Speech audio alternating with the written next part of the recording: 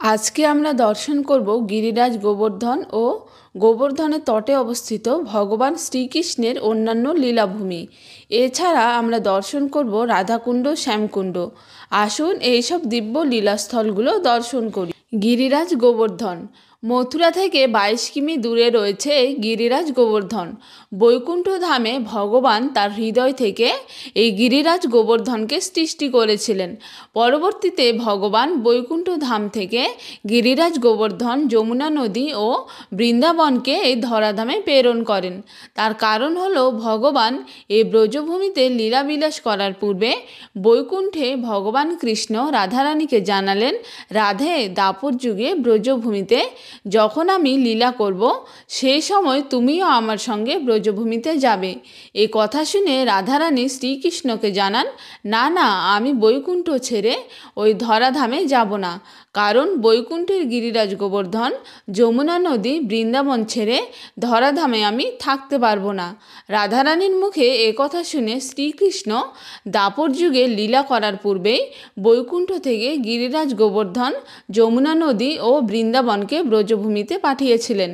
ভগবান গোবর্ধনকে হিমালয়ে অবস্থিত দ্রোণগিরি পর্বতের পুত্ররূপে এ ধরাধামে পাঠালেন। এরপর হিমালয় থেকে গিরিরাজ গোবর্ধনকে এই ব্রজভূমিতে নিয়ে আসা নিয়েও ভগবান সুন্দর একটি লীলা করেছিলেন। সত্যযুগের কথা, একসময় পুলস্ত্য ঋষি তীর্থ করতে হিমালয়ে গিয়েছিলেন। বলে রাখি, এই পুলস্ত্য ঋষি হলেন ব্রহ্মার 10 জন মানসপুত্রের একজন এবং প্রথম যুগের মন্বন্তরের 7 মহান ঋষিদের মধ্যে একজন। এই পুলস্ত্য ঋষি হিমালয় থেকে ফেরার পথে গোবর্ধনকে দেখতে পান। গোবর্ধনকে দেখে তিনি আর চোখ ফেরাতে পারেন না। এতটাই সৌন্দর্যে ভরা ছিল এই গোবর্ধন পর্বত।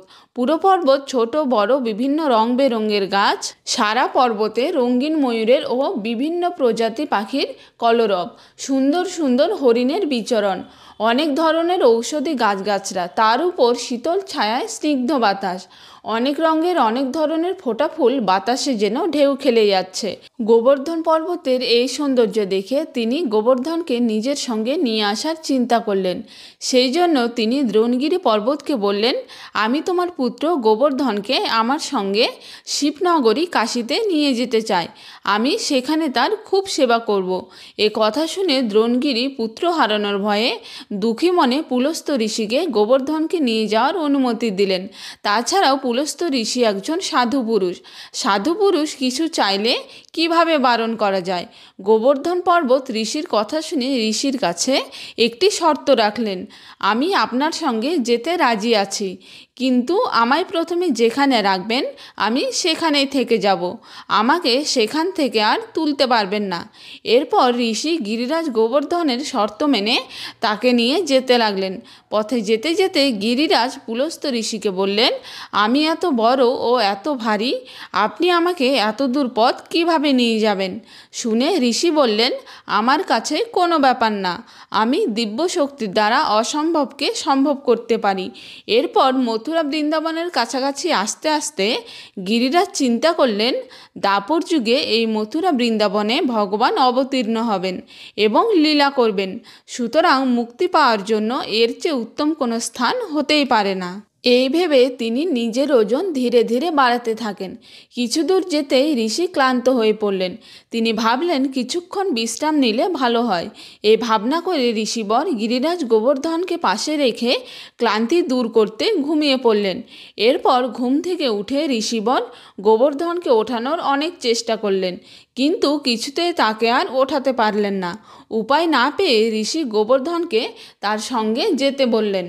শুনে গিরিরাজ ঋষিকে পূর্বের শর্ত মনে করিয়ে বললেন, আমি আপনাকে আগেই বলেছিলাম, প্রথমে আমাকে যেখানে রাখবেন আমি সেখানেই থেকে যাব।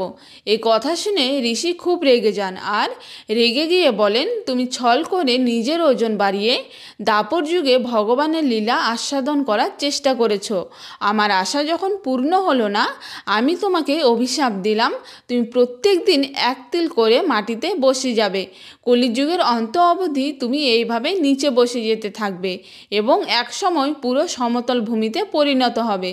বলা হয় এই পুলস্ত্য ঋষির অভিশাপে গিরিরাজ গোবর্ধন মাটিতে বসে যেতে যেতে 30,000 মিটার থেকে 30 মিটারে এসে পৌঁছেছে।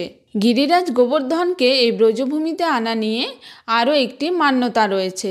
সেটি হলো ত্রেতা যুগে রামসেতু নির্মাণ করার জন্য বড় বড় পাথরের দরকার পড়ছিল।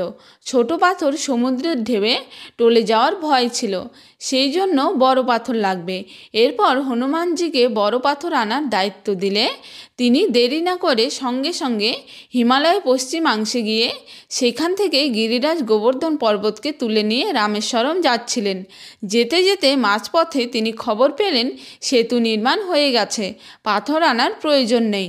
তখন হনুমানজি ব্রজভূমির এই স্থানে গিরিরাজ গোবর্ধনকে রেখে চলে যান। এইভাবেই গিরিরাজ গোবর্ধন এই স্থানে প্রকট হন। এগুলি হলো সত্য ত্রেতা যুগের পৌরাণিক কথা। এরপর দাপর যুগে ভগবান কৃষ্ণ এই গোবর্ধন পর্বতে অনেক লীলা করেছেন।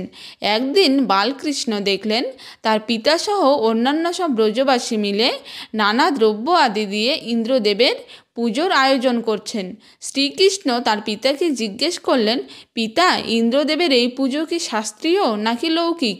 নন্দ মহারাজ তাকে জানালেন, শাস্ত্রে যদিও এই বিধান নেই, তবে যেহেতু ইন্দ্রদেব আমাদের বৃষ্টি প্রদান করেন এবং এই বৃষ্টির জলে ফসল চাষ হয় ও গোচারণের ভূমিতে ঘাস জন্মায়, যা আমাদের গোপালনের জন্য খুব দরকারি, তাই আমরা বহুকাল যাবৎ এই পুজো করে আসছি। শুনে শ্রীকৃষ্ণ বললেন, এ বৃষ্টি ইন্দ্রের জন্য নয়, বরং আমাদের কৃতকর্মের ফলে প্রাপ্ত হচ্ছে। তাকে পুজো করলেও বৃষ্টি বর্ষণ করবেন, না পুজো করলেও তিনি বৃষ্টি বর্ষণ করবেন। বৃষ্টি বর্ষণ করাই ইন্দ্রদেবের কাজ। সুতরাং প্রকৃতিভাবে কেউ যদি আমাদের উপকার করে থাকে, তবে সে হলো গিরিরাজ গোবর্ধন। এই গিরিরাজ গোবর্ধনে জন্মানো ঘাস গাভীদের অতি প্রিয় এবং গোবর্ধনই আমাদের গোধন বৃদ্ধির কারণ। তাই আমাদের এই গোবর্ধনকে পুজো করা উচিত। এরপর সকল ব্রজবাসী মিলে শ্রীকৃষ্ণের কথা মতো গিরিরাজ গোবর্ধনকে দুধ, দই, ঘি, মাখন ও দুধের তৈরি মিষ্টান্ন দিয়ে পুজো করলেন এবং পুজো শেষে ব্রজবাসীগণ গিরিরাজের পরিক্রমা করলেন। তখন গিরিরাজজি বিশাল শরীর ধারণ করে প্রকট হয়ে বলতে লাগলেন, আমি গিরিরাজ গোবর্ধন। এই বলে দুহাতে নিবেদিত দ্রব্যাদি গ্রহণ করতে লাগলেন। ভোগ গ্রহণ করার পর তাদের রক্ষা এবং গো সম্পত্তি বৃদ্ধির আশীর্বাদ দিলেন। এভাবেই শ্রীকৃষ্ণ ব্রজবাসীদের নিয়ে গিরিরাজের চরণ বন্দনা করলেন। অপরদিকে দেবরাজ ইন্দ্র ব্রজবাসীদের দ্বারা পুজো না পেয়ে রাগে অহংকারে বশীভূত হয়ে পুরো ব্রজবাসীকে বিধ্বস্ত করবার সংকল্প করলেন। সেই জন্য তিনি পুরো ব্রজভূমিতে মুষলধারে বৃষ্টি, ঝড় ও বজ্রপাত করতে লাগলেন, যেন এক মহাপ্রলয় শুরু হয়েছে। ব্রজবাসীরা তখন ভয়ে ভীত হয়ে শ্রীকৃষ্ণের কাছে গিয়ে বলতে লাগলেন, হে কৃষ্ণ, হে ভক্তবৎসল, ইন্দ্রের প্রকোপ থেকে পুরো ব্রজবাসীকে আপনি রক্ষা করুন প্রভু। তখন শ্রীকৃষ্ণ তাদের বললেন, আমরা যখন গোবর্ধনকে পুজো করেছিলাম সেই সময় তিনি বলেছিলেন তিনি আমাদের রক্ষা করবেন, তাই চলুন আমরা তার কাছে যাই। এই বলে শ্রীকৃষ্ণ ব্রজবাসী সহ গোবর্ধনের তটে গিয়ে উপস্থিত হলেন এবং গিরিরাজ গোবর্ধনকে হাতের কনিষ্ঠ আঙ্গুল দিয়ে তুলে ধরলেন।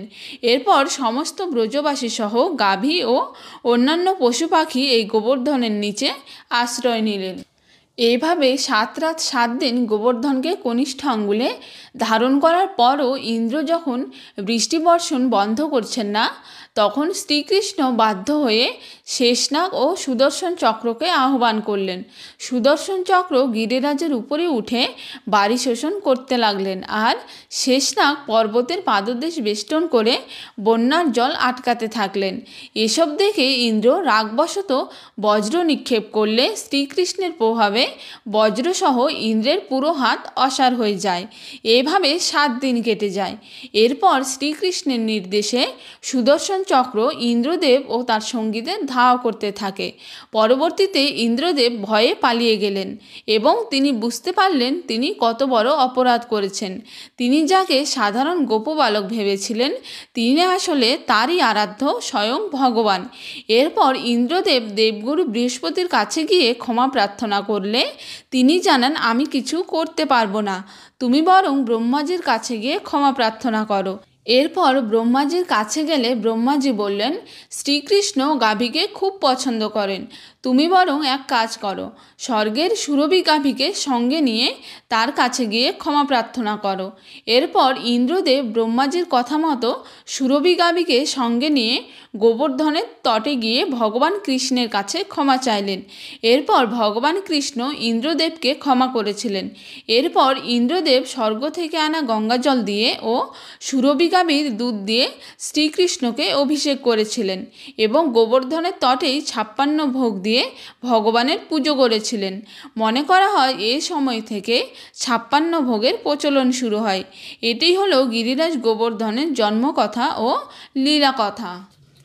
রাধাকুণ্ড শ্যামকুণ্ড। গোবর্ধন পরিক্রমা মার্গে রয়েছে এই রাধাকুণ্ড শ্যামকুণ্ড। এই কুণ্ড দুটি স্বয়ং শ্রীকৃষ্ণ রাধারানী নিজে হাতে খনন করেছিলেন।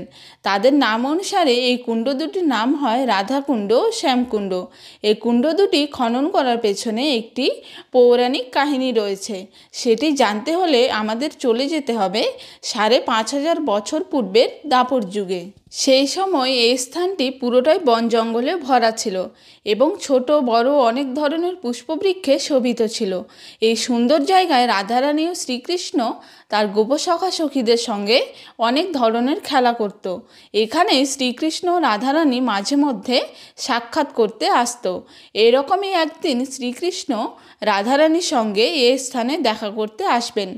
এমন সময় মামা কংস ষণ্ডরূপী আরিষ্ট নামক এক অসুরকে পাঠান শ্রীকৃষ্ণকে বধ করার জন্য। ভীষণ শক্তিশালী ষণ্ডরূপী অসুরটি জোরে জোরে হুঙ্কার ছেড়ে পুরো বৃন্দাবনকে পদতলে বিধ্বস্ত করতে লাগলো। ভয়ে ভীত হয়ে বৃন্দাবনবাসী সবাই কাঁদতে কাঁদতে কৃষ্ণের কাছে ছুটে এলেন। এরপর কৃষ্ণ সেই অসুরের সামনাসামনি হলে তাদের মধ্যে ভয়ঙ্কর যুদ্ধ হয়। যুদ্ধে শ্রীকৃষ্ণ সেই ষণ্ডরূপী অসুরের শিং ভেঙে সেই শিং দিয়েই অসুরটিকে বধ করেন। বধ করার পর তাড়াতাড়ি করে শ্রীকৃষ্ণ রাধারানীর সঙ্গে সাক্ষাৎ করতে এলেন। রাধারানী ও তার সখীরা শ্রীকৃষ্ণকে সাফ সাফ জানিয়ে দিলেন, আমরা তোমার সঙ্গে কোনো লীলা করতে পারবো না, কারণ তুমি পাপ করেছ। শ্রীকৃষ্ণ তাদের বুঝিয়ে বললেন সে একজন অসুর ছিল। শুনে রাধারানী বললেন, হোক সে অসুর, তবু তুমি গোহত্যা করেছ, এই জন্য তোমায় পবিত্র নদীতে স্নান করে পবিত্র হতে হবে।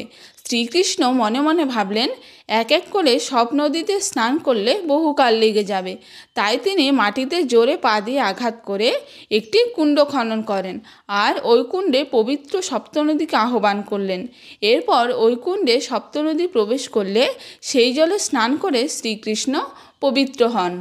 এরপর শ্রীকৃষ্ণ তাদের বললেন, তোমরাও এই কুণ্ডে স্নান করে পবিত্র হও, কারণ তোমরা ওই অসুরের সঙ্গ দিয়েছ।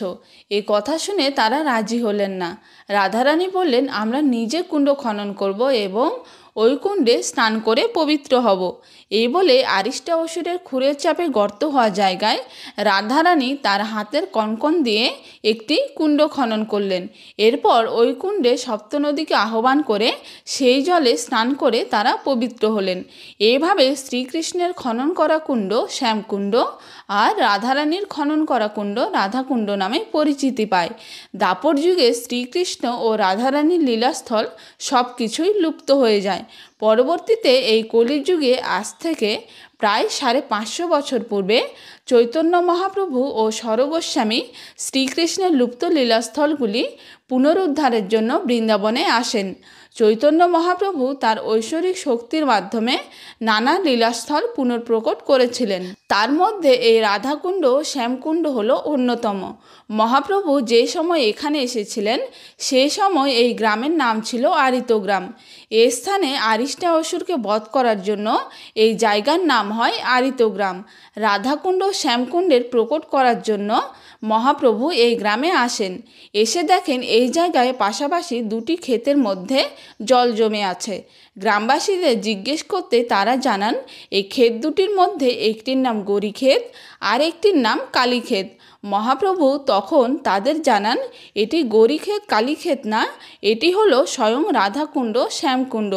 তখন থেকে মানুষের মুখে মুখে প্রচার হতে লাগলো এই রাধাকুণ্ড শ্যামকুণ্ড। এই রাধাকুণ্ড শ্যামকুণ্ড হলো রাধাকৃষ্ণের সাক্ষাৎ স্বরূপ। এই রাধাকুণ্ড শ্যামকুণ্ড দর্শনীয় ছাড়াও এই কুণ্ড দুটির পাশে অনেক গোস্বামীগণ ভজন করেছিলেন।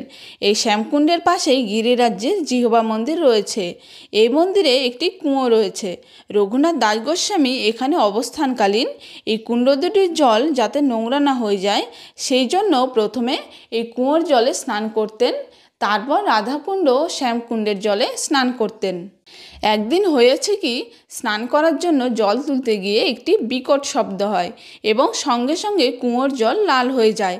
পরে তিনি স্বপ্নের মাধ্যমে জানতে পারেন এটি হলো গোবর্ধনজির জিহ্বা জল তুলতে গিয়ে লেগে আঘাতপ্রাপ্ত হয়েছেন।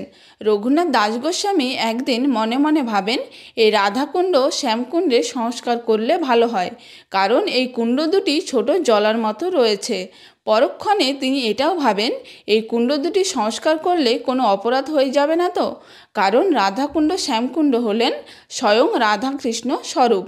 এরকম ভাবনা করতে করতেই পরের দিন এক ভক্ত ভগবানের স্বপ্নাদেশ পেয়ে রঘুনাথ দাস গোস্বামীকে কুণ্ড সংস্কারের জন্য প্রচুর ধন দিয়ে যান। তখন রঘুনাথ দাস গোস্বামী ভগবানের ইচ্ছে ভেবে সংস্কারের কাজ শুরু করে দেন। কুণ্ড দুটি সংস্কার করতে গিয়ে যখন শ্যামকুণ্ডের সংস্কার করবেন, তিনি দেখলেন এই কুণ্ডের দক্ষিণ দিশায় একই সরল রেখা বরাবর 5টি বৃক্ষ রয়েছে। এই বৃক্ষগুলি না কাটলে কুণ্ড সংস্কারে সমস্যা হচ্ছে। তিনি এই বৃক্ষ কাটার চিন্তা করতে স্বপ্নে এই 5টি বৃক্ষ রঘুনাথ দাস গোস্বামীকে বললেন, আমরা এই 5 বৃক্ষ পঞ্চ পাণ্ডব হই, আমরা ব্রজভাব প্রাপ্তির জন্য এখানে বৃক্ষরূপে তপস্যা করছি, আপনি দয়া করে আমাদের কাটবেন না। এরপর রঘুনাথ দাস গোস্বামী ওই 5 বৃক্ষকে না কেটে এই শ্যামকুণ্ডটি আঁকাবাঁকাভাবে সংস্কার করেন। এই জন্য আপনারা দেখবেন রাধাকুণ্ড চারিদিক দিয়ে সমান হলেও শ্যামকুণ্ড একটু আঁকাবাঁকাভাবে রয়েছে। সময়ের অন্তরালে এই পঞ্চবৃক্ষ তপস্যা করে 4টি বৃক্ষ অন্তর্ধান হয়ে যান। বর্তমানে এখনও যুধিষ্ঠির মহারাজ শ্যামকুণ্ডের পাশে বৃক্ষরূপে তপস্যা করছেন। এখানে শ্যামকুণ্ডের পাশেই মন্দিরের সামনে শ্রীকৃষ্ণের সময়কালের মুক্ত বৃক্ষ বিশেষভাবে দর্শনীয়। এই রঘুনাথ দাস গোস্বামী একদিনে 2 লক্ষ বার নাম জপ করতেন। একদিন রঘুনাথ দাস গোস্বামী তার ভজন কুঠিরে বসে নাম জপ করছিলেন। সেই সময় মোগল শাসক আকবর তার হাজারো সেনা দলবল নিয়ে এই গ্রামের পথ দিয়েই যাচ্ছিলেন। যেতে যেতে তাদের প্রচণ্ড তেষ্টা পায়। তখন তারা রঘুনাথ দাস গোস্বামীর ভজন কুঠিরে গিয়ে এই সমস্যার কথা জানালেন। সব শুনে রঘুনাথ দাস গোস্বামী তাদের এই রাধাকুণ্ড শ্যামকুণ্ড দেখিয়ে বললেন, এখান থেকে জলপান করতে পারেন। সেই সময় এই কুণ্ড দুটি ছোট জলার মতো চারিদিকে ঝোপঝাড়ে ভরা ছিল। আকবর শুনে বললেন, এই জলে আমাদের কি হবে, আমরা তো অনেক, এছাড়া হাজারো হাতি ঘোড়া রয়েছে। রঘুনাথ দাস গোস্বামী মৃদু হেসে বললেন, আগে জলপান করা শুরু করুন তো। তখন আকবর ও তার হাজারো সেনা দলবল এই কুণ্ডে জলপান করলেন। তবুও কুণ্ড দুটির 1 ইঞ্চি জলও কমল না। এরকম অনেক অলৌকিক লীলা রয়েছে এই কুণ্ড দুটিকে ঘিরে। পরবর্তীকালে কৃষ্ণদাস কবিরাজ গোস্বামী বৃন্দাবনে এলে তিনিও এখানে রাধাকুণ্ডের পাশে ভজন কুঠির বানিয়ে রঘুনাথ দাস গোস্বামীর সঙ্গে অনেক বছর যাবৎ অবস্থান করেছিলেন। সেই সময় তিনি রঘুনাথ দাস গোস্বামীর কাছ থেকে মহাপ্রভুর গম্ভীরা লীলা সম্পর্কে ভালোভাবে অবগত হয়েছিলেন, যেটি মহাপ্রভুর জীবনী চৈতন্য চরিতামৃত রচনার সময় কৃষ্ণদাস কবিরাজ গোস্বামীকে বিশেষ সহায়তা করেছিল। কুণ্ডের পাশে রঘুনাথ দাস গোস্বামী, রঘুনাথ ভট্ট গোস্বামী ও কৃষ্ণদাস কবিরাজ গোস্বামীর সমাধি মন্দির রয়েছে। তাছাড়া রাধাকুণ্ড ও শ্যামকুণ্ডের আশেপাশে অষ্টসখীর কুণ্ড ছিল। বর্তমানে সেগুলি নানান কারণে লুপ্ত হয়ে গেছে। এই কুণ্ডের পাশেই পরিক্রমা মার্গে ললিতা সখীর ললিতা কুণ্ড রয়েছে। শ্যামকুণ্ডের পাশে মহাপ্রভু ও বল্লভাচার্যের বৈঠক রয়েছে এবং নিত্যানন্দ প্রভুর পত্নী জাহ্নবা মাতার বৈঠক রয়েছে। কুসুম সরোবর রাধাকুণ্ড থেকে 2 কিমি দূরে গোবর্ধনের পরিক্রমা মার্গে রয়েছে এই কুসুম সরোবর। দাপর যুগে এই জায়গায় কুসুমবন নামে বিশাল এক ফুলের বন ছিল। এই বনে রাধারানী ও তার সখীরা মিলে ফুল তুলতে আসতেন। একদিন রাধারানী তার সখীসহ এই বনে ফুল তুলতে এলে শ্রীকৃষ্ণ মালি সেজে তাদের ভয় দেখান। পরে রাধারানীর কাছে ধরা পড়ে গেলে শাস্তিস্বরূপ শ্রীকৃষ্ণ নিজে হাতে রাধারানীকে শৃঙ্গার করে দিয়েছিলেন। এরকম অনেক লীলা শ্রীকৃষ্ণ রাধারানীর সঙ্গে এ স্থানে করেছিলেন। আর এই সরোবরটি শ্রীকৃষ্ণ তার বাঁশি দিয়ে খনন করেছিলেন। এই সরোবরের পাশেই রয়েছে উদ্ভব মন্দির। ভগবান কৃষ্ণ দ্বারকায় লীলা শেষ করে শ্রীধামে প্রবেশ করলে তার 16,000 রানী শ্রীকৃষ্ণের বিরহে দুঃখী মনে এই কুসুম সরোবরে উদ্ভবজির কাছে আসেন। উদ্ভবজিকে তাদের দুঃখের কথা জানিয়ে বলেন, আমরা শ্রীকৃষ্ণের বিরহ সহ্য করতে পারছি না, তুমি কিছু উপায় করো। তখন উদ্ভবজি 1 মাস ভাগবত পাঠ করে তাদের শুনিয়েছিলেন। এই ভাগবত কথা শুনতে শুনতে তারা নিত্যলীলায় প্রবেশ করেন। এগুলি হলো দাপর যুগের লীলা। পরবর্তীতে এই কলিযুগে চৈতন্য মহাপ্রভু এ স্থানে এসে গিরিরাজ গোবর্ধনকে প্রথম দর্শন করেছিলেন। এছাড়াও অনেক গোস্বামীগণ ও আচার্যগণ এ সরোবরে এসেছিলেন। 1619 শতকে বুন্দেলরাজ রাজা বীরসিংহদেও এই সরোবরটি সংস্কার করেন। এরপর জাট শাসক সুরজমল এই সরোবরের পুনরুদ্ধার করে একটি ভব্য সরোবরে পরিবর্তন করেন। এখন যেটি আপনারা দর্শন করছেন, এই মন্দিরে দর্শনীয় হলো কুসুম সরোবর। সরোবরের পাশেই উদ্ভবজির মন্দির ও ভাগবত পাঠের সেই দিব্যস্থান। এই কুসুম সরোবরের প্রবেশপথে রয়েছে শৃঙ্গার মন্দির। এ স্থানে শ্রীকৃষ্ণ রাধারানীকে পুষ্প দিয়ে শৃঙ্গার করে দিয়েছিলেন। গোবিন্দকুণ্ড। গোবর্ধনের পরিক্রমা মার্গে শঙ্কর্ষণ কুণ্ডের পরে রয়েছে গোবিন্দকুণ্ড। বলা হয় ব্রজবাসীরা গিরিরাজ গোবর্ধনকে পুজো করলে ইন্দ্র রাগ করে পুরো ব্রজবাসীদের উপর 7 দিন 7 রাত ঝড় বৃষ্টি বর্ষণ করেছিলেন। সেই সময় শ্রীকৃষ্ণ তার কনিষ্ঠ আঙ্গুলের উপরে এই গিরিরাজ গোবর্ধনকে ধারণ করে পুরো ব্রজবাসীদের এবং গোমাতাদের এই গিরিরাজের নিচে আশ্রয় দিয়ে তাদের রক্ষা করেন। এতদিন বৃষ্টি বর্ষণ করার পরও ইন্দ্র যখন ব্রজবাসীদের কোনো ক্ষতি করতে পারলেন না, তারা শ্রীকৃষ্ণের সাহায্যে সুরক্ষিত রয়েছেন, তখন তিনি বুঝতে পারলেন এই বালক সাধারণ কোনো ব্রজবাসী নয়, তিনি স্বয়ং পরম ব্রহ্ম, তিনি হলেন তারই আরাধ্য। এরপর ইন্দ্রদেব ব্রহ্মাজির পরামর্শে স্বর্গ থেকে সুরভি গাভী ও ঐরাবতের মাধ্যমে গঙ্গাজল এই স্থানে নিয়ে আসেন। নিয়ে এসে শ্রীকৃষ্ণের কাছে ক্ষমা প্রার্থনা করে তাকে ওই গঙ্গাজলে অভিষেক করে দেন। আর অভিষেকের জলগুলি এই স্থানে জমা হয়ে এই গোবিন্দকুণ্ডের সৃষ্টি হয়। সর্বতীর্থের রাজা হলেন এই গোবিন্দকুণ্ড। এই কুণ্ডে দর্শনীয় হল গোবিন্দকুণ্ড। মহাপ্রভু এই কুণ্ডের পাশেই বল্লভাচার্যের সঙ্গে বৈঠক করেছিলেন এবং 7 দিন ভাগবত পাঠ করেছিলেন। সেই বৈঠকখানা দর্শনীয় এবং এখানেই মাধবেন্দ্র পুরী ভজন কুঠির বানিয়ে ভজন করতেন, সেই স্থানও দর্শনীয়। এই গোবিন্দকুণ্ডে শ্রীকৃষ্ণ মাধবেন্দ্র পুরীর সঙ্গে একটি দিব্যলীলা করেছিলেন, সেটা একটু বলে নিই। এই মাধবেন্দ্র পুরী ছিলেন চৈতন্য মহাপ্রভুর গুরুদেব ঈশ্বরপুরী ও অদ্বৈত আচার্যের গুরুদেব। তিনি অনেক আগে বৃন্দাবনে এসে বসবাস শুরু করেন। তিনি একসময় নিষ্কাঞ্চন প্রবৃত্তি ধারণ করেন, যে যেটা দেয় সেটা হাসি মুখে গ্রহণ করেন। সেবা করার মতো হলে সেবা করেন, না হলে অন্যকে দান করে দেন। কারো কাছে চেয়ে খেতেন না, তিনি শুধু দুধই পান করতেন। এরকম একদিন গোবিন্দ তটে বসে এক মনে নাম কীর্তন করছেন, সারাদিন কিছু সেবা গ্রহণ করেননি। এমন সময় শ্রীকৃষ্ণ এক গোপবালকের রূপ ধারণ করে 1 ঘটি দুধ নিয়ে মাধবেন্দ্র পুরীর সামনে হাজির হলেন আর বললেন, বাবা এটা গ্রহণ করুন। তখন মাধবেন্দ্র পুরী বললেন, তুমি কি করে জানলে আমি উপবাস রয়েছি?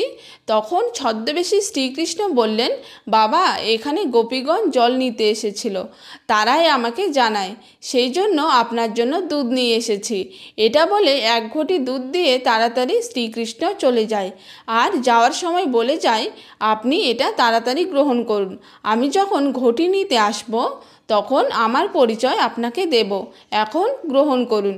এ বলে চলে যান শ্রীকৃষ্ণ। মাধবেন্দ্র পুরী ঘটির দুধ খেয়ে বালকটির আশায় বসে থাকেন, কিন্তু সে বালক আর আসে না। বালকটি হয়তো আসবে এরকম ভাবতে ভাবতে সারাদিন সারা রাত্রি কাটানোর পর ভোরবেলা মাধবেন্দ্র পুরী ঘুমিয়ে পড়েন। স্বপ্নে শ্রীকৃষ্ণ তার সামনে হাজির হয়ে তাকে বলছেন, আজকে আমি তোমার সঙ্গে সাক্ষাৎ করতে এসেছিলাম, তুমি আমাকে চিনতে পারলে না। এই স্বপ্ন দেখে মাধবেন্দ্র পুরী কান্না করতে লাগলেন আর বলতে লাগলেন, প্রভু আমি কেমন হতভাগা, আপনি আমার সামনে এলেন আমি বুঝতে পারলাম না। এইভাবে ভগবান কৃষ্ণ তাকে দর্শন দিয়েছিলেন। এইরকম দিব্যলীলা এই গোবিন্দ তটে ঘটেছিল। শঙ্কর্ষণ কুণ্ড। দানঘাটি মন্দিরের পরে পরিক্রমা মার্গে রয়েছে এই কুণ্ড। এই কুণ্ড সম্পর্কে বলা হয়ে থাকে, ইন্দ্রদেব যখন ব্রজভূমিতে প্রচণ্ড ঝড় বৃষ্টি বর্ষণ করেছিলেন, সেই সময় বৃষ্টির জল এতটাই বেড়ে যায় যে সেই জলে পুরো 84 ক্রোশ ব্রজভূমি তলিয়ে যাওয়ার মতো অবস্থা। সেই সময় শ্রীকৃষ্ণ তার চোখের ইশারায় দাদা বলরামকে সমস্ত জল সরাতে বলেন। তখন দাদা বলরাম সমস্ত জল নিজের দিকে আকর্ষিত করে এ স্থানে একত্রিত করতে থাকেন। এরপর এ স্থানে জল জমা হয়ে একটি কুণ্ডে পরিণত হয়। এ স্থানে সমস্ত জল আকর্ষণ করে একত্রিত করেছিলেন বলে এই কুণ্ডের নাম শঙ্কর্ষণ কুণ্ড। অপ্সরা কুণ্ড ও নবলকুণ্ড। পুচরিকা লোঠা মন্দির থেকে কয়েক পা ভেতরে হেঁটে গেলেই দেখতে পাবেন এই দুটি কুণ্ড। বলা হয় এই স্থানে শ্রীমতী রাধারানী ও শ্রীকৃষ্ণ নৃত্য করেছিলেন। রাধারানী অপ্সরা রূপে নৃত্য করেছিলেন আর শ্রীকৃষ্ণ নবল কিশোরের রূপে নৃত্য করেছিলেন। নৃত্য করতে করতে দুজনই জলে পরিণত হন। সেই থেকে এই কুণ্ড দুটির সৃষ্টি হয়। তাছাড়া শ্রীকৃষ্ণ রাধারানী এখানে অনেক লীলাও করেছিলেন। পাশেই তাদের রাসলীলাস্থলী রয়েছে। সুরভি কুণ্ড। পুচরিকা লোঠা মন্দিরের পরে রয়েছে এই কুণ্ড। ব্রজভূমিতে 7 দিন 7 রাত বৃষ্টি বর্ষণ করার পর ইন্দ্র যখন বুঝতে পারলেন তিনি অনেক বড় ভুল করেছেন, এই বালক সাধারণ কোনো বালক নয়, ইনি সাক্ষাৎ ভগবান, এই ভুলের ক্ষমা প্রার্থনার জন্য ইন্দ্রদেব দেবগুরু বৃহস্পতির কাছে গেলেন। গুরু বৃহস্পতি ইন্দ্রদেবকে ব্রহ্মাজির কাছে গিয়ে ক্ষমা চাইতে বললেন। এরপর ব্রহ্মাজির কাছে গিয়ে ক্ষমা প্রার্থনা করলে তিনি জানান, আমি স্বয়ং অপরাধী হয়ে রয়েছি, তুমি বরং এক কাজ করো। ভগবানের অতি প্রিয় হলেন গাভী। তুমি স্বর্গ থেকে সুরভি গাভীকে সঙ্গে নিয়ে যাও এবং শ্রীকৃষ্ণের কাছে ক্ষমা প্রার্থনা করো।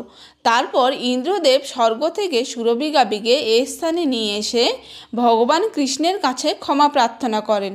ভগবান কৃষ্ণ ইন্দ্রদেবকে ক্ষমা করলে ইন্দ্রদেব এই সুরভি গাভীর দুধ দিয়ে ভগবান কৃষ্ণকে অভিষেক করেছিলেন।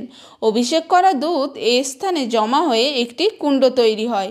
সুরভি গাভীর দুধ দিয়ে এই কুণ্ড সৃষ্টি হয় বলে এই কুণ্ডের নাম সুরভি কুণ্ড। এখানে দর্শনীয় হলো এই সুরভি কুণ্ড।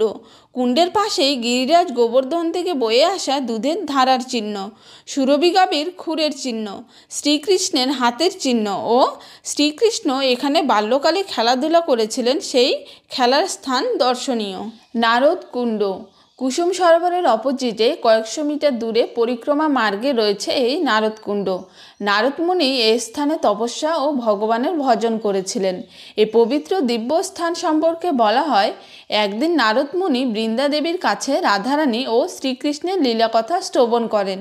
লীলা শুনে দেবর্ষি নারদের মনে শ্রীকৃষ্ণ ও রাধারানীকে সেবা করার প্রবল ইচ্ছা জাগে। তাদের পদসেবার ইচ্ছা নিয়ে এই স্থানে এসে তিনি অনেক বছর যাবৎ তপস্যা করেন। তপস্যা দেখে যোগমায়া দেবী তাকে পাশের কুসুম সরোবরে স্নান করতে বললেন। এই সরোবরে স্নান করে নারদমুনি গোপীরূপ ধারণ করেছিলেন। এরপর নারদমুনি গোপীরূপে শ্রীকৃষ্ণের সামনে গেলে শ্রীকৃষ্ণ তাকে দেখে খুব প্রসন্ন হন। নারদমুনি শ্রীকৃষ্ণকে তার পদসেবা করতে চাইলে তিনি জানান, তুমি এই ব্রজমণ্ডলে অবস্থান করে একটি ভক্তিশাস্ত্রের রচনা করো আর তোমার যতদিন ইচ্ছে ততদিন থাকতে পারো। তোমার ওপর ওই অভিশাপ কোনো প্রভাব ফেলতে পারবে না। কারণ নারদমুনি দক্ষ রাজার কাছ থেকে অভিশাপ প্রাপ্ত হয়ে এক জায়গায় বেশি দিন স্থির হয়ে থাকতে পারতেন না। গোপীরূপী নারদমুনি শ্রীকৃষ্ণের মুখে এ কথা শুনে পুনরায় কুসুম সরোবরে গিয়ে স্নান করলেন এবং পূর্বের স্বরূপে ফিরে এসে ব্রজভূমির এ স্থানে অবস্থান করে ভগবানের ভজন সাধন ও ভক্তি শাস্ত্রের রচনা করলেন। এ স্থানে নারদমুনি উত্থানপাদের পুত্র ধ্রুব মহারাজকে ভগবানের তপস্যার জন্য শিক্ষা দীক্ষা ও ভগবানের নাম জপের মন্ত্র প্রদান করেছিলেন। এছাড়াও এক সময় প্রহ্লাদ মহারাজের মাতা কয়াধু প্রহ্লাদ মহারাজ গর্ভে থাকা অবস্থায় তিনি নারদ মুনির এই আশ্রমে অবস্থান করেন এবং নারদ মুনির মুখে মাতা কয়াধুর সঙ্গে গর্ভে থাকা প্রহ্লাদও ভগবানের কথা শ্রবণ করেছিলেন। এই কুণ্ডে দর্শনীয় হল নারদ কুণ্ড এবং কুণ্ডের পাশে নারদ মুনির তপস্থলী। এছাড়াও এখানে সত্যযুগের পারসপিপল বৃক্ষ রয়েছে। এই বৃক্ষে একসাথে 4 রকমের ফুল ফোটে। মানসী গঙ্গা, গোবর্ধন পরিক্রমা মার্গে রয়েছে এই মানসী গঙ্গা সরোবর। শ্রীকৃষ্ণ তার মন থেকে আহ্বান করে গঙ্গা দেবীকে এখানে প্রকট করেছিলেন বলে এই সরোবরের নাম মানসী গঙ্গা। গঙ্গা দেবীকে প্রকট করা নিয়ে সুন্দর একটি পৌরাণিক কাহিনী রয়েছে। সেটি হলো দাপর যুগে ব্রজভূমিতে শুধু যমুনা মাতায় বইত। একদিন গঙ্গা দেবী বোন যমুনাকে বলছেন, বোন, তুমি ভগবান কৃষ্ণকে বলো আমিও তার পদসেবা করতে চাই ও এই লীলা আস্বাদন করতে চাই। তিনি যদি আমার উপর কৃপা করতেন। এরপর দিদির মনের ইচ্ছার কথা ভগবান কৃষ্ণকে জানালে তিনি জানান গঙ্গা দেবীর এখানে আসার এখনও সময় হয়নি, যখন সময় হবে তখন ঠিক তাকে ডেকে নেব। এরপর অনেক বছর বাদে ব্রজবাসীদের মনে একটি ইচ্ছা হলো, তারা পবিত্র গঙ্গা স্নানে যাবেন। তারা যমুনা নদীতে স্নান করতে করতে ক্লান্ত হয়ে গেছেন। এই মনোভাব করে একদিন তারা সবাই আপন আপন গরুর গাড়ি নিয়ে রওনা দিলেন গঙ্গা স্নানের উদ্দেশ্যে। সন্ধ্যা হতে হতে তারা গোবর্ধনের তটে এ স্থানে এসে পৌঁছলেন। এখানেই তারা রাত্রি যাপন করবেন। তখন ভগবান কৃষ্ণ গঙ্গা দেবীকে আহ্বান করে বললেন, দেখুন গঙ্গা দেবী, এই ব্রজবাসী সবাই গঙ্গা স্নান করার জন্য যাত্রা শুরু করেছেন। আপনি দয়া করে গোবর্ধনের তটে এখানে আপনার পবিত্র জলকে প্রকট করুন। এরপর নিজ আরাধ্যার পদসেবার সুযোগ পেয়ে গঙ্গা দেবী সঙ্গে সঙ্গে এখানে প্রকট হন। এইভাবে ভগবান কৃষ্ণ গঙ্গা দেবীকে আহ্বান করে এ স্থানে নিয়ে এলেন এবং ব্রজবাসীদের গঙ্গা স্নানের ইচ্ছে পূরণ করলেন। এই মানসী গঙ্গাকে প্রকট করার পর ভগবান কৃষ্ণ এখানে রাধারানী ও গোপীদের সঙ্গে একটি লীলা করেছিলেন।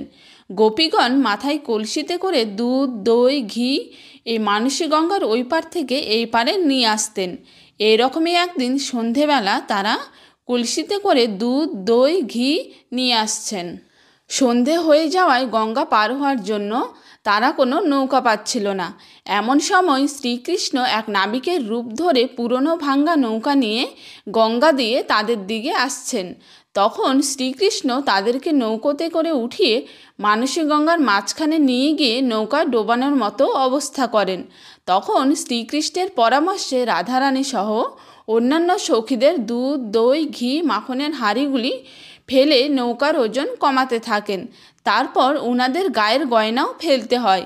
এইভাবে শ্রীকৃষ্ণ গঙ্গা দেবীকে দুধ, দই, মাখন দিয়ে অভিষেক করেছিলেন এবং গয়না দিয়ে সাজিয়েছিলেন। এই মানসী গঙ্গা মন্দিরে দর্শনীয় হল গিরিরাজজির মুখরাবিন্দ, লক্ষ্মীনারায়ণ মন্দির, শ্রী গিরিরাজ মন্দির, মহাপ্রভু মন্দির, রাধাকৃষ্ণ মন্দির, রাধাবল্লভ মন্দির, নন্দবাবা মন্দির, হনুমান মন্দির, হরিদেব মন্দির, মহাদেব মন্দির, যমুনা মন্দির ও বিহারী মন্দির দর্শনীয়।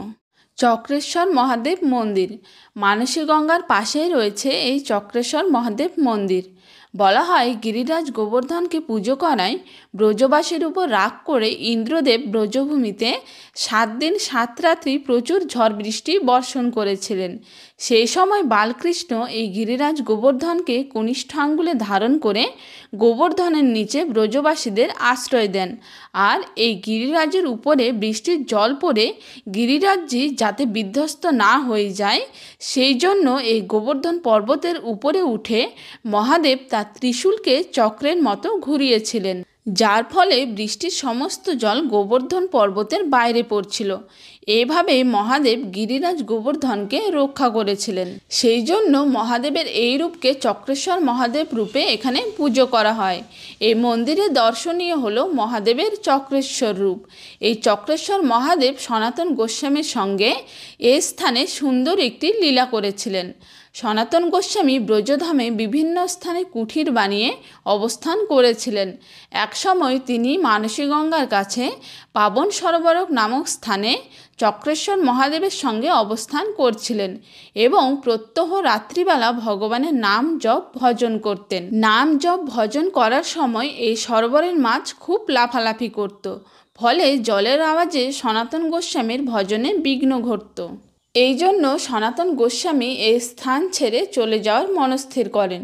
তখন চক্রেশ্বর মহাদেব সনাতন গোস্বামীর মনের কথা অনুধাবন করে সেই রাত্রিতে তাকে স্বপ্নযোগে জানালেন, গুরুবর, আপনি আমাকে ছেড়ে যাবেন না। আমি আপনাকে কথা দিচ্ছি, কাল থেকে এই সরোবরের মাছ আর আপনার ভজনে বাধা সৃষ্টি করবে না। তারপর থেকে ভজনে আর বাধা সৃষ্টি হয়নি। সনাতন গোস্বামী এখানে থাকা অবস্থায় গিরিরাজ গোবর্ধন শিলা ভগবানের কাছ থেকে পেয়েছিলেন। এখানে দর্শনীয় হলো চক্রেশ্বর মহাদেব মন্দির ও সনাতন গোস্বামীর ভজন কুঠির। পুচরিকা লোঠা গিরিরাজ গোবর্ধনের পরিক্রমা মার্গে রয়েছে বিখ্যাত এই মন্দিরটি। পুচরিকা লোঠা কথার অর্থ হলো, পুচরি হলো এই গ্রামের নাম, আর শ্রীকৃষ্ণের এক সখার নাম হলো মধুমঙ্গল। এই মধুমঙ্গল সখা কলিযুগে লোঠা নামে পুচরি নামক এই গ্রামে অবস্থান করছেন বলে এই মন্দিরের নাম পুচরিকা লোঠা। এই লোঠা সখায় সত্যযুগে ভগবান শিব, ত্রেতা যুগে রামচন্দ্রের পরম সেবক হনুমানজি, দাপর যুগে ভগবান কৃষ্ণের প্রিয় সখা মধুমঙ্গল, আর কলিযুগে তিনি লোঠা নামে বিরাজমান। শ্রীকৃষ্ণের প্রিয় সখা মধুমঙ্গল সেই দাপর যুগ থেকে এই স্থানে শ্রীকৃষ্ণের অপেক্ষায় বসে রয়েছেন। বলা হয়, শ্রীকৃষ্ণ যখন ব্রজভূমির সব কিছু ছেড়ে দ্বারকায় যাচ্ছিলেন, সেই সময় তিনি ব্রজবাসী ও তার সখাদের বলেছিলেন, তোমরাও আমার সঙ্গে দ্বারকায় চলো। কিন্তু গোবর্ধন ছেড়ে, এই ব্রজভূমি ছেড়ে তারা যেতে রাজি হননি। আরেকটি কারণ ছিল, সেটা হলো ব্রজবাসী ও সখারা শ্রীকৃষ্ণকে সবসময় সখা হিসেবেই দেখতে চাইতো, রাজা হিসেবে না। আর দ্বারকায় গেলে শ্রীকৃষ্ণকে সবসময় পাবে না, অনেক নিয়মকানুনের মধ্যে দিয়ে চলতে হবে। প্রিয় সখার সঙ্গে তারা মন চাইলে সাক্ষাৎ করতে পারবে না, এই জন্যই তারা যেতে রাজি হননি। তখন শ্রীকৃষ্ণের অষ্টসখার মধ্যে এই মধুমঙ্গল সখা বললেন, না না, তোমার সঙ্গে দ্বারকায় আমরা যাব না। আমরা সবাই এই ব্রজভূমিতেই তোমার ফিরে আসার অপেক্ষায় থাকব। তুমি যতদিন না দ্বারকা থেকে ফিরে আসছো, ততদিন আমি এই স্থানে তোমার জন্য অপেক্ষা করব। অন্নজল ত্যাগ করে তোমার বিরহে অনুতাপ করতে থাকব। এ কথা শুনে শ্রীকৃষ্ণ বললেন, ঠিক আছে, আমি দ্বারকা থেকে না ফিরে আসা পর্যন্ত তুমি এখানে অবস্থান করবে। তোমাকে অন্নজল গ্রহণ করতে হবে না, তোমাকে খিদে তৃষ্ণা কিছু পাবে না, এইটা আমি তোমাকে আশীর্বাদ করছি। সেই থেকে সখা মধুমঙ্গল শ্রীকৃষ্ণের জন্য এই গ্রামে অপেক্ষারত রয়েছেন। এমন মান্যতা রয়েছে, গিরিরাজ পরিক্রমার সময় এই মন্দির দর্শন না করলে গিরিরাজ্যের পরিক্রমা অসম্পূর্ণ রয়ে যায়। গোয়াল পোখরা গোবর্ধন পরিক্রমা মার্গ থেকে কয়েক পা ভেতরে রয়েছে এই গোয়াল পোখরা লীলাস্থল। কুসুম সরোবর থেকে 300 কি 350 মিটার দূরে রয়েছে গোয়াল পোখরা। বলা হয়, শ্রীকৃষ্ণ ও তার সখারা এই গোবর্ধনে গোচারণ করতে আসতেন। সেই সময় তারা গোবর্ধনের এই স্থানে বিভিন্ন ধরনের খেলাধুলায় মেতে উঠতেন। এখন যেমন দেখছেন পুরো এলাকা গাছগাছালি দিয়ে ভরা, ঠিক সেই সময়ও এইরকমই পুরো এলাকা গাছগাছালি, বিভিন্ন রঙের পুষ্পবৃক্ষ, ময়ূর ও বিভিন্ন প্রজাতির পাখির আনাগোনা ছিল এখানে।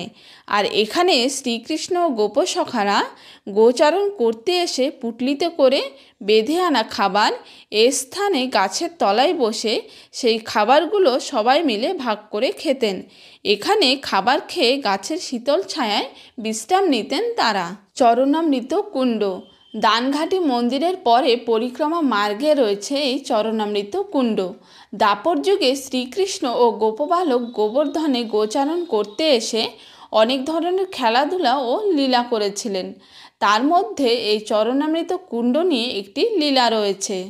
এক সময় গোয়ালা বালকের উপর বালকৃষ্ণ অভিমান করলে তার মান ভাঙানোর জন্য গোপবালকরা নিজ নিজ গৃহ থেকে দুধ, দই, ঘি ইত্যাদি নিয়ে এসে বালকৃষ্ণকে পঞ্চ অমৃত দিয়ে অভিষেক করেছিলেন। আর সেই অভিষেকের সম্পূর্ণ জল এ স্থানে জমা হয়ে এই কুণ্ডের সৃষ্টি হয়। রত্ন সিংহাসন কুসুম সরোবর থেকে 300 মিটার দূরে পরিক্রমা মাঠ থেকে একটু ভেতরে রয়েছে এই রত্ন সিংহাসন বা শ্যামকুঠি। এ স্থানে রাধারানী ও শ্রীকৃষ্ণ গোপ সখাসখীদের সঙ্গে অনেক লীলা করেছিলেন।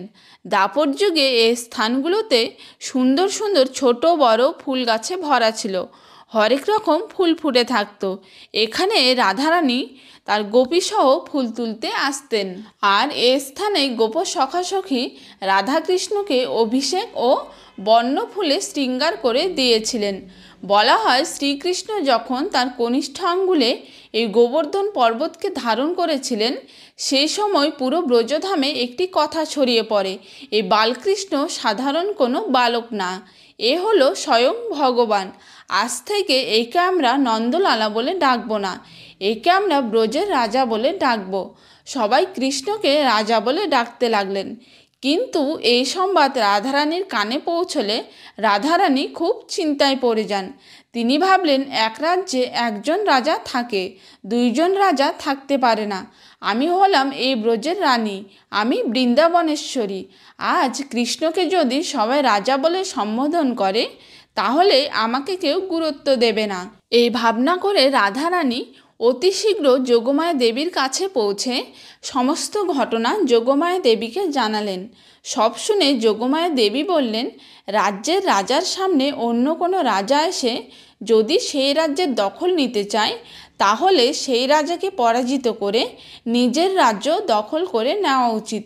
এরপর রাধারানী এখানে এসে তার সমস্ত সখীদের বললেন, তোমরা যাও কৃষ্ণকে পরাজিত করে তার সখা ও তাকে আমার কাছে বন্দি করে নিয়ে এসো। এরপর সখীগণ ছল চাতুরি করে শ্রীকৃষ্ণ ও তার সখাদের এ স্থানে বন্দি করে নিয়ে এলেন। শ্রীকৃষ্ণ তখন রাধারানীকে বললেন, আমার ভুল হয়ে গেছে, আমি ক্ষমা চাইছি। তুমিই একমাত্র এখানকার স্বামী, বৃন্দাবনেশ্বরী রাধারানী। এই বলে রাধারানীকে রত্ন দিয়ে তৈরি সিংহাসনে বসিয়ে নিজে হাতে অভিষেক করতে লাগলেন। শ্রীকৃষ্ণ অভিষেক করায় রাধারানী লজ্জাবোধ করে। সে মনে মনে ভাবে, এ তো আমার প্রিয়তম, এর হাতে কিভাবে অভিষেক করিয়ে নেব। এই ভেবে শ্রীকৃষ্ণকেও ওই সিংহাসনে নিজের কাছে বসালেন। এরপর সমস্ত সখাসখী মিলে রাধাকৃষ্ণের অভিষেক শৃঙ্গার আরতি করলেন। সেই জন্য এই লীলাস্থলী রত্ন সিংহাসন নামে পরিচিতি হয়। তারপর কিছুদিন অতিক্রান্ত হওয়ার পর এক সময় শ্রীকৃষ্ণ, বলরাম, গোপ সখাসখী, রাধারানী মিলে এ স্থানে হোলি খেলছিলেন। ঠিক সেই সময় কুবেরজির অনুচর শঙ্খচূড় এই পাশ দিয়েই যাচ্ছিলেন। যেতে যেতে সুন্দর গোপীদের দেখে তার মনে লোভ জেগে যায়। লোভের বশে গোপীদেরকে হরণ করার চেষ্টা করলে শ্রীকৃষ্ণ সেই শঙ্খচূড়কে এখানে বধ করেছিলেন। এ স্থানে দর্শনীয় হলো রত্ন সিংহাসন, শ্যামতালাইয়া বা রত্নকুণ্ড, শ্যামকুটি ও প্রবেশপথে রাধারানী ও শ্রীকৃষ্ণের চরণ চিহ্ন দর্শনীয়। শ্রীকৃষ্ণ এ স্থানে রাধারানীর জন্য বাঁশি বাজিয়েছিলেন। রুদ্রকুণ্ড, পুচরিকা লোঠা মন্দিরের পরে পরিক্রমা মার্গে রয়েছে এই রুদ্রকুণ্ড। ভগবান শিবের অশ্রুজল থেকে সৃষ্ট এই কুণ্ড। পুরো ব্রজবাসী মিলে আজ গোবর্ধনের পুজো ও অন্নকূটের মহোৎসব পালন করবে। এ কথা জানতে পেরে মহাদেব সুদূর কৈলাস থেকে অন্নকূটের মহোৎসব ও বালকৃষ্ণের লীলা দর্শন করার জন্য এ স্থানে এসে উপস্থিত হন। পুরো ব্রজবাসী গোমাতা ও গোপগোপীদের ভিড়ে মহাদেব ভগবানের দর্শন করতে পারছিলেন না। তখন মহাদেব দুঃখী মনে এ স্থানে বসে কাঁদতে শুরু করেন। সেই কান্নার জল থেকে এই কুণ্ডের সৃষ্টি হয়। অনেকে বলেন রাধারানী ও গোপীরা শ্রীকৃষ্ণের বিরহে এই স্থানে কান্না করেছিলেন, আর সেই কান্নার জল থেকে এই কুণ্ডের সৃষ্টি হয়। দানঘাটি মন্দির, গিরিরাজ্যের পরিক্রমা এই দানঘাটি মন্দির থেকেই শুরু হয় এবং এই মন্দিরে সেই পরিক্রমা সমাপ্ত হয়। এই স্থানে শ্রীকৃষ্ণ ও তার সখা মিলে রাধারানী ও গোপীদের সঙ্গে সুন্দর একটি লীলা করেছিলেন। সেটি হলো রাধারানী ও গোপীগণ দই, মাখন, ঘিয়ের কলস মাথায় নিয়ে গোবর্ধনের এই পথ দিয়েই যাচ্ছিলেন। গোপীগণ ঘি মাখন নিয়ে যাচ্ছেন এটা জানতে পেরে শ্রীকৃষ্ণ ও তার সখারা গোপীদের পথে বাধা দিয়ে তাদেরকে ঘি মাখনের দান দিয়ে যেতে বলেন। শুনে গোপীগণ বলেন, কিসের দান? তখন শ্রীকৃষ্ণ বলেন, তোমাদের যেতে হলে দান দিয়েই যেতে হবে। গোপীরা বললেন, আমরা প্রত্যহ এই পথ দিয়েই যাই, তুমি কি যাতা নতুন নিয়ম বের করেছ? শুনে শ্রীকৃষ্ণ বললেন, এত কথা শোনার সময় নেই। তোমাদের যদি এই পথ দিয়ে যেতেই হয় তাহলে তোমাদেরকে দান দিয়ে যেতে হবে। আমি হলাম এখানকার রাজা, আর রাজাকে কিছু দান দিয়ে যেতে হবে। এইভাবে শ্রীকৃষ্ণের রাধারানী ও গোপীদের সঙ্গে কিছুটা বাকযুদ্ধ হয়। এরপর বাধ্য হয়ে গোপীগণ তাদেরকে মাখন, ঘি, দইয়ের দান দিয়েছিলেন। তাছাড়া এটাও বলা হয়, এইসব ছোটোখাটো দুষ্টুমি করে শ্রীকৃষ্ণ রাধারানী ও গোপীগণের সঙ্গে প্রেম আদান প্রদান করতেন। এই জন্য এই মন্দিরে ভক্তরা এলে অবশ্যই দই, ঘি, মাখন ভগবানকে ভোগ নিবেদন করেন। এই মন্দিরে দর্শনীয় হলো বালকৃষ্ণের বিগ্রহ, মহাদেবের দর্শন, মন্দিরে প্রবেশপথে গিরিরাজ্যের মুখরাবৃন্দ দর্শন। শ্রীনাথ মন্দির গিরিরাজ গোবর্ধন পর্বতের বড় পরিক্রমা মার্গে রয়েছে এই শ্রীনাথ মন্দির। জ্যোতিপুরা গ্রামের কাছেই গিরিরাজ গোবর্ধনের উপরে ভগবান কৃষ্ণের আরেক স্বরূপ শ্রীনাথ রূপে বিরাজমান। এই শ্রীনাথ হলেন গিরিরাজ গোবর্ধনের প্রথম রূপ। আজ থেকে প্রায় ৫৫০০ বছর পূর্বে শ্রীকৃষ্ণ তার পিতামাতা ও পুরো ব্রজবাসী মিলে গোবর্ধনের এই শ্রীনাথ রূপকে পুজো করেছিলেন।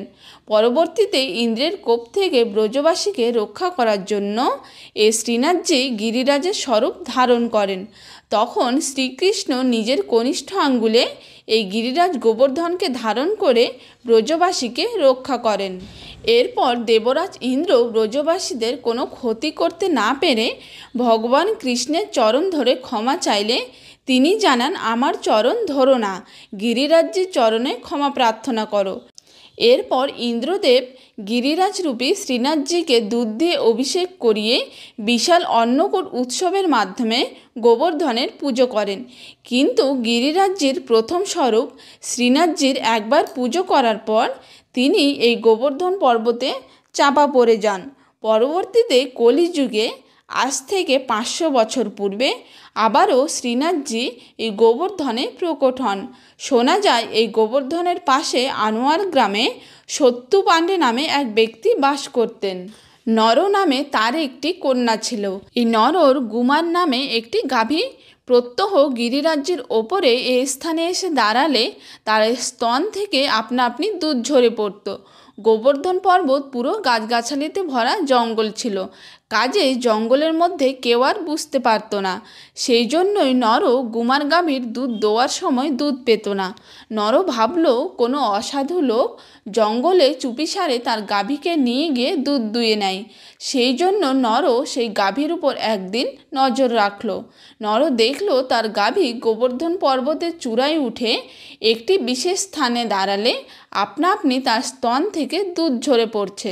কাছে গিয়ে দেখতে নর দেখতে পেল শ্রীনাথজির বাম বাহু বেরিয়ে রয়েছে। বাম বাহুর দর্শন পেয়ে নর বললেন, আপনি কে প্রভু, আপনার শ্রীমুখ দর্শন দিন। তখন মাটির নিচ থেকে আওয়াজ ভেসে আসে, আমি হলাম দেবধবন। শুনে নর বলল, দেবধবন হলো শ্রীকৃষ্ণের নাম, যিনি পূর্বেই এই ব্রজভূমি ছেড়ে চলে গেছেন। আপনি কেমন দেবধবন? আপনার মুখের কথায় আমি বিশ্বাস করছি না, দয়া করে আপনার শ্রীমুখ দর্শন করান। তখন শ্রীনাথজি তাকে দর্শন দিয়েছিলেন। শ্রীনাথের দর্শন পেয়ে নর অতি আনন্দের সঙ্গে প্রায় ৪৫ বছর ধরে ওই গুহার মধ্যে শ্রীনাথের সেবা করেন। তারপর কিছু সময় বাদে শ্রীনাথজি বল্লভাচার্যকে স্বপ্নাদেশে জানান, ব্রজভূমিতে আমি প্রকট হয়েছি, আমাকে তোমরা প্রতিষ্ঠা করো। ভগবানের স্বপ্নাদেশ পেয়ে বল্লভাচার্য অন্যান্য ব্রজবাসীদের নিয়ে গিরিরাজ গোবর্ধনের এ স্থানে এসে শ্রীনাথজির বিগ্রহ প্রকট করলেন এবং ভব্য মন্দির নির্মাণ করে সেই মন্দিরে শ্রীনাথজিকে প্রতিষ্ঠা করলেন। তারপর থেকে শ্রীনাথজি এই মন্দিরে পুজো হয়ে আসছিলেন। পরবর্তীতে মোগল ঔরঙ্গজেব তার শাসনকালে ব্রজধামের সমস্ত মন্দির ও বিগ্রহ ধ্বংস করতে শুরু করেন। অন্যান্য মন্দির ধ্বংস করে তিনি এই শ্রীনাথ মন্দিরেও আক্রমণ চালাবেন। একথা জানতে পেরে বল্লভাচার্য ও শ্রীনাথজির পূজারী দামোদর দাস বৈরাগী শ্রীনাথের সুরক্ষার জন্য গোবর্ধনের এই মন্দির থেকে শ্রীনাথজিকে গরুর গাড়িতে করে রাজস্থানের দিকে রওনা হন।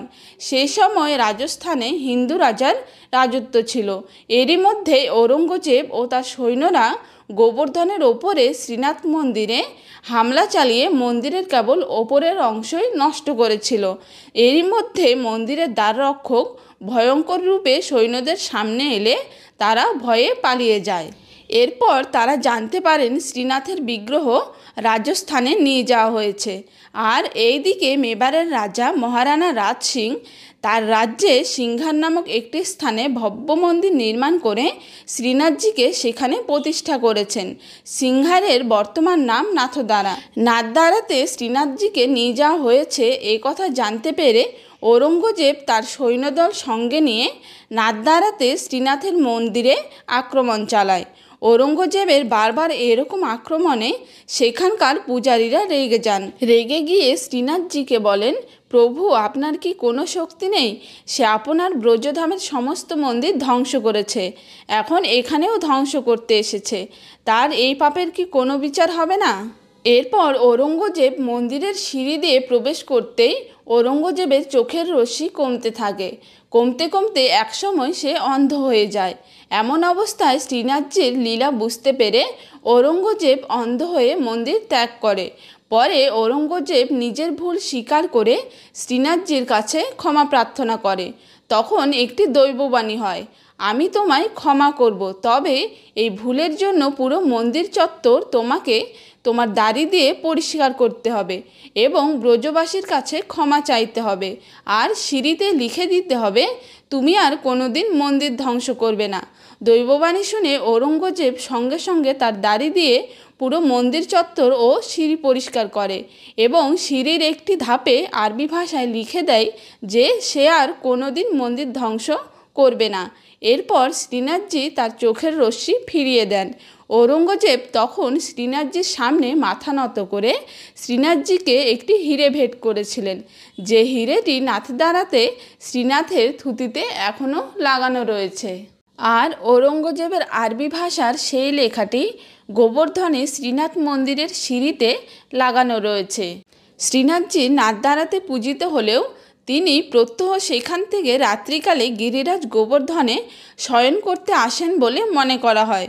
গোবর্ধন পর্বত থেকে নাথদ্বারা পর্যন্ত ভগবান শ্রীনাথ দেবশিল্পী বিশ্বকর্মার হাতে একটি গুপ্ত সুড়ঙ্গ পথ বা গুহা খনন করে নিয়েছিলেন নিত্য যাতায়াতের জন্য। এই শ্রীনাথ মন্দিরে দর্শনীয় হল শ্রীনাথের বিগ্রহ এবং গর্ভগৃহের সামনে রয়েছে জাগমোহন, যেখানে অষ্টসখা শ্রীনাথজিকে কীর্তন করে শোনাতেন। গুপ্ত সুড়ঙ্গ পথ ও শ্রীনাথজির অন্নকূট উৎসবের স্থান দর্শনীয়। এখন আমরা জেনে নেব গোবর্ধনের কোথায় থাকলে আপনারা খুব সহজে দুদিনে গিরিরাজ গোবর্ধন ও তার আশেপাশের লীলাস্থলগুলি দর্শন করতে পারবেন। রাধাকুণ্ডের পাশে অনেক ধর্মশালা ও হোটেল পেয়ে যাবেন। এই ধর্মশালাগুলিতে 200 টাকা থেকে শুরু করে ফ্যামিলি নিয়ে থাকার মতো সুন্দর ঘর পেয়ে যাবেন। তাছাড়া গোবর্ধনের দানঘাটি মন্দিরের আশেপাশেও অনেক হোটেল ও ধর্মশালা রয়েছে। তবে রাধাকুণ্ডের পাশে থাকলে আপনাদের খুব সহজে পায়ে হেঁটে রাধা শ্যামকুণ্ডের আশেপাশের মন্দির ও লীলাস্থলগুলি দর্শন করতে সুবিধা হবে। পবিত্র রাধাকুণ্ড শ্যামকুণ্ডে স্নান করে সহজেই গিরিরাজ গোবর্ধনের পরিক্রমা শুরু করতে পারবেন। গোবর্ধনের পরিক্রমা মার্গ 21 কিমি রয়েছে। প্রথমে বড় পরিক্রমা, তারপর ছোট পরিক্রমা করতে হবে। প্রথম দিন পায়ে হেঁটে পরিক্রমা করুন, পরের দিন টোটোতে করে বিভিন্ন কুণ্ড ও লীলাস্থলগুলি দর্শন করুন।